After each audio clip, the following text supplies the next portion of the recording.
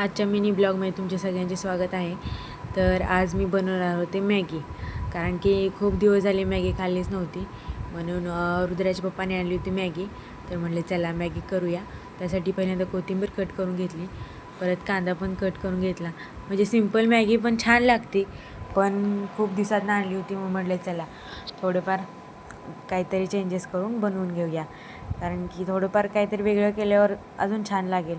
म्हणून मी म्हटलं चला मीच करते तसं, कारण की ते म्हणले होते मला साधीच करून दे, साधी चांगली लागेल. म्हटले थांबा मी करून देते पटकन. तेव्हा मी पटकन करून घेतलं. कांदा कट करून घेतला, टोमॅटो कट करून घेतलं. कांदा परततोय तोपर्यंत म्हटलं चला पटपट टोमॅटो पण कट करून घेतले.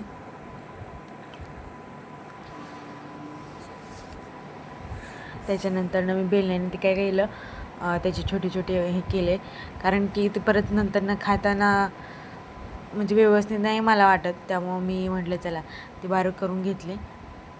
टोमॅटो पण टाकून घेतले. थोडी चटणी, हळद, मीठ टाकण्यासाठी पण घेतले. म्हटलं थोडं तिखटपणा आल्यानंतरनं पण चांगलं वाटेल, कारण मला अशा पद्धतीने केलेली मॅगी खूप आवडते. तुम्हाला कशी आवडते ती नक्की कमेंट करून सांगा. थोडंसं मीठ पण टाकून घेतलं. मग ते मॅगी फोडून घेतली, त्याच्यामध्ये टाकली. म्हणजे पहिल्यांदा मसाला टाकून घेतला.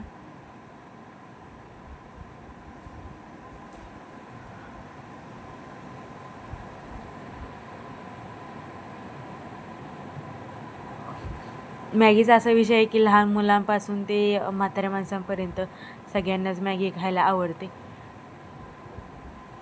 त्याला तोडच नाही आहे. त्याच्यानंतर थोडं पाणी पण टाकून घेतलं. म्हणले चला मॅगी शिजायला घातली.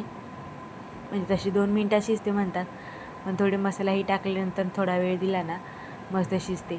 मग किचन कट्टा पण पटकन आवरून घेतला. म्हणले चला मॅगी शिजते तोपर्यंत रूम आवरली होती मी बऱ्यापैकी.